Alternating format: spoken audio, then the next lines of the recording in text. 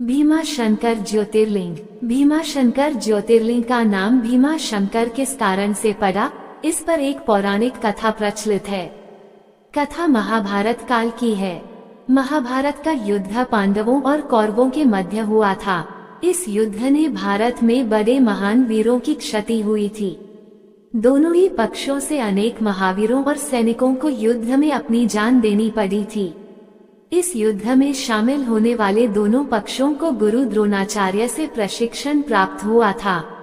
कौरवों और पांडवों ने जिस स्थान पर दोनों को प्रशिक्षण देने का कार्य किया था वह स्थान है आज जनक के नाम से जाना जाता है।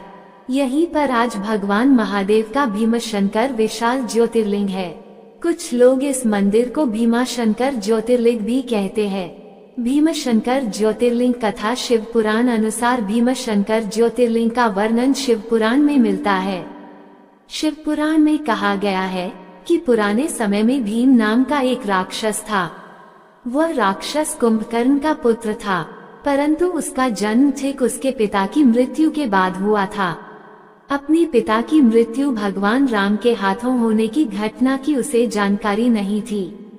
समय बीतने के साथ जब उसे अपनी माता से इस घटना की जानकारी हुई तो वह श्री भगवान राम का वध करने के लिए आतुर हो गया। अपने उद्देश्य को पूरा करने के लिए उसने अनेक वर्षों तक कठोर तपस्या की। उसकी तपस्या से प्रसन्न होकर उसे ब्रह्मा जी ने विजयी होने का वरदान दिया। वरदान पाने के बाद राक्षस निरंकुश हो गया। उससे मनुष्यों के साथ साथ देवी देवताओं भी भयभीत रहने लगे। धीरे धीरे सभी जगह उसके आतंक की चर्चा होने लगी। युद्ध में उसने देवताओं को भी परास्त करना प्रारंभ कर दिया। जहां वह जाता मृत्यु का तांडव होने लगता। उसने सभी और पूजा पाठ बंद करवा दिए। अत्यंत परेशान होने के बाद सभी देव भगवान शिव की शरण में गए। भगवान शिव ने सभी को आश्वासन दिलाया कि वे इसका उपाय निकालेंगे। भगवान शिव ने राक्षस को नष्ट कर दिया। भगवान शिव से सभी देवों ने आग्रह किया कि वे इसी स्थान पर शिवलिंग रूप में विराजित हो।